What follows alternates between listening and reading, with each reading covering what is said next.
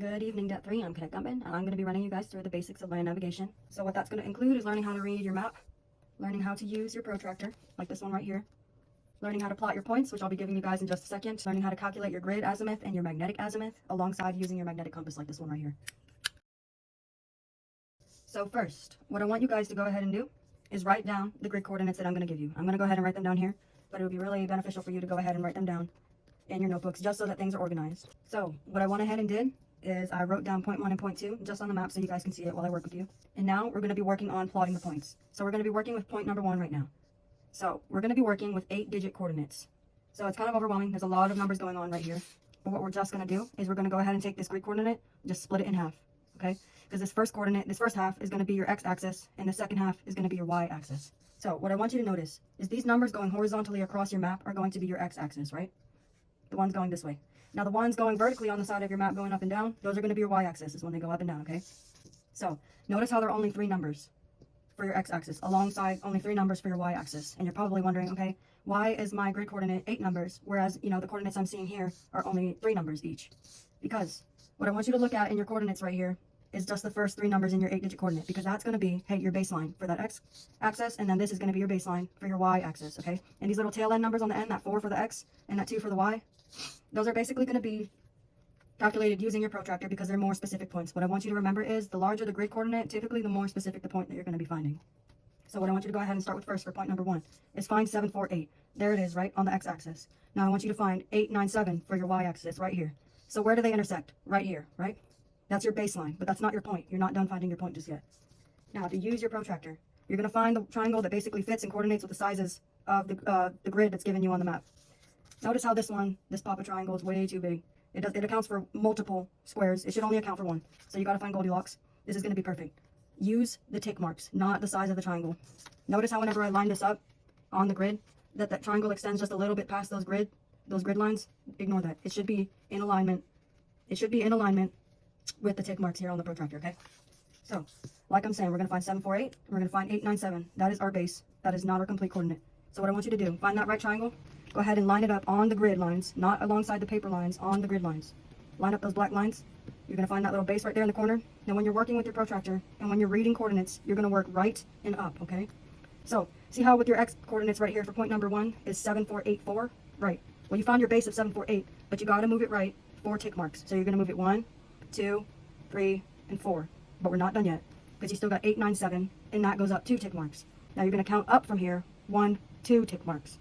And you're going to go ahead and jot that down.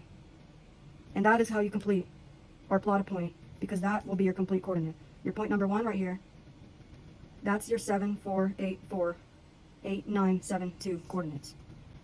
So what I want you to remember is find that baseline in all that mumbo jumbo of the numbers right there. Find that baseline with your axes, and then that little tail end of the number that's left is going to be where you're moving your protractor. The right number of tick marks there. Remember, you make sure that you line it up with the grid lines, not with the paper, with the grid lines, those black lines, and you move it however many times you need to. So x, remember, we moved 4. And then with 2, with that tail end of the y part, we went up 2. And that's how we found the complete coordinate, and then we plotted it. So that's your point 1.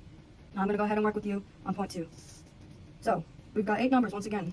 Remember what I said, you split it in half, and you find the base of that coordinate. So you're going to be looking for 7, 4, 6, and you're going to be looking for 8, 9, 6 for your y. So go ahead and find 7, 4, 6. It's right here with your x-axis. Now your 8, 9, 6 for your y-axis is right here. Where do they intersect? Right here, right? Go ahead, just make sure that you jot that down a little bit so you remember that that's your base. But remember, we're going to have to use our protractor again because we still have these little tail end of the numbers hanging on here that we need to find, okay? So line up your protractor on the grid lines. Make sure that they're on the grid lines and you've got the right little triangle, that 90 degrees right where that base is.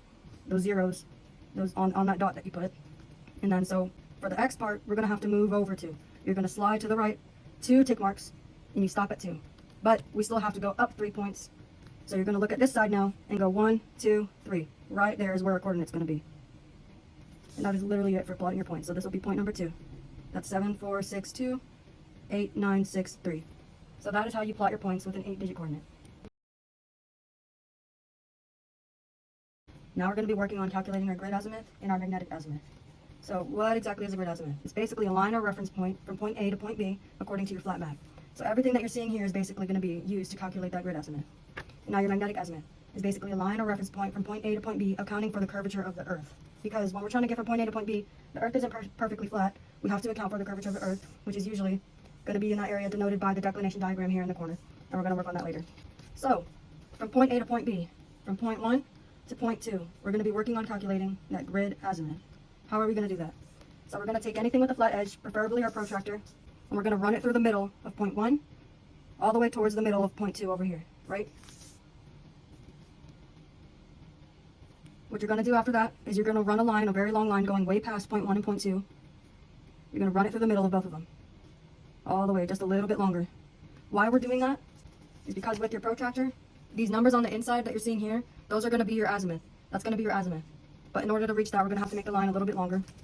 So what you're going to do now is you're going to start from point 1, and you're going to set up the middle of your protractor perfectly in that center right there, right? You see these lines?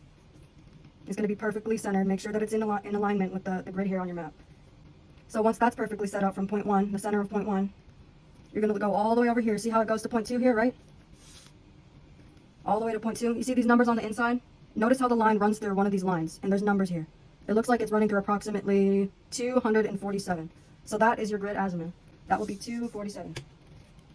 Your grid azimuth is 247 degrees. Now, in order to find your magnetic azimuth, all you're going to do is look at this declination diagram here in the corner. See how it says dec 1.8 degrees? Right. Well, something you need to know about the declination diagram is depending on which way it's going, you're going to be subtracting that number here, that 1.8 degrees. You're going to be either subtracting or adding it from your grid azimuth. But here's a little thing I want you guys to remember. So, if this little arrow here, that little declination, is pointing to the east, I want you to remember least. That means you're going to subtract. If it's pointing to the west, it's going to be best. That means you're going to add. But don't even worry about that right now, because it's pointing to the east. So you're going to be subtracting this declination, that 1.8, from the azimuth you just found. So 247 degrees, right? Minus 1.8 degrees. What does that equal? 245.2 degrees. That's it. That's literally it. That is your magnetic azimuth. 245.2 degrees. So make sure that you guys are writing that down, because that is literally all that you're calculating. So you have your grid azimuth and your magnetic azimuth right here. Your pace count is how many alternating steps it takes you to walk 100 meters. So let's just say hypothetically that your pace count is 50 steps. It takes you 50 steps to walk 100 meters. So how we're going to be calculating the pace count from point A to point B, or point 1 to point 2, is that you're going to be using your protractor.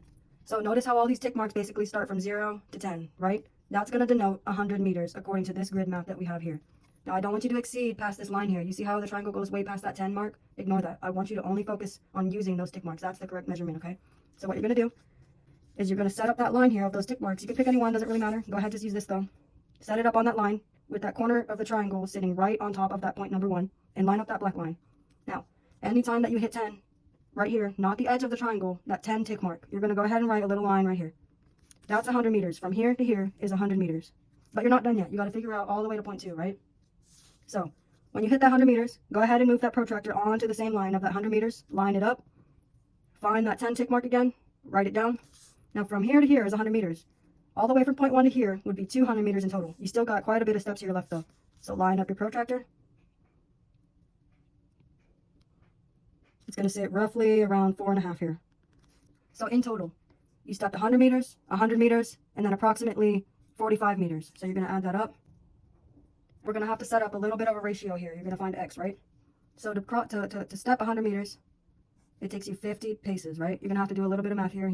And you're going to cross multiply and then divide by this number here. So what's approximately 245 times 50 divided by 100? That equals 122.5. So that's how many steps it would take for you to get from point 1 to point 2. So from point 1 to point 2, it would take you approximately 122.5 steps.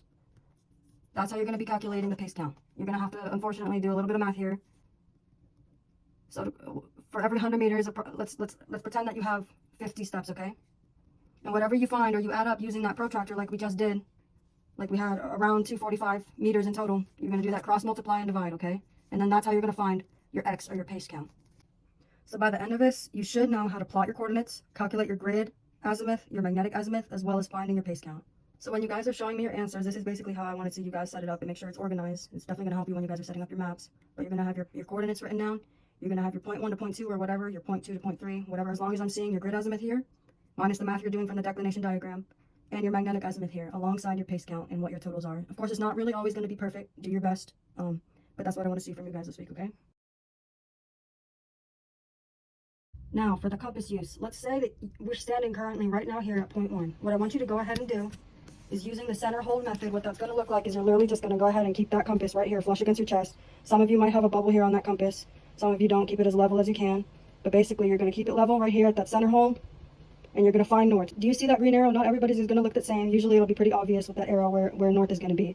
But you're going to go ahead. You see how this part can rotate? This part of the compass can rotate? What I want you to go ahead and do is go ahead and turn it so that that arrow or that line is flush with your north. So that magnetic azimuth that we just found, it was 245.2 degrees. All you're going to do, let's pretend that we're standing at point 1 and we're fixing to get ready to go to point 2. We're going to turn, turn, turn, let it settle if you need to, and we're going to go and look for 245 degrees, which is approximately right here. So right now, literally this is called shooting your azimuth. You just shot your azimuth and you're fixing to head from point A to point B. Now from here, you also just calculated your pace count, which was what, 122.5 steps? You shot your azimuth, you're facing the right direction at your magnetic azimuth of 245.2, and you're fixing to take 122.5 steps. Now after you take that 122.5 steps, you're going to be at point 2. And that's literally how you use your compass after you calculate your magnetic azimuth and your pace count. So that is the importance of finding your pace count and your magnetic azimuth after you plot your coordinates, because that's how you're going to get from point 1 to point 2, is you're going to shoot your azimuth, set up that azimuth with your magnetic compass, make sure you orient yourself correctly, and then you're going to take all those steps you need.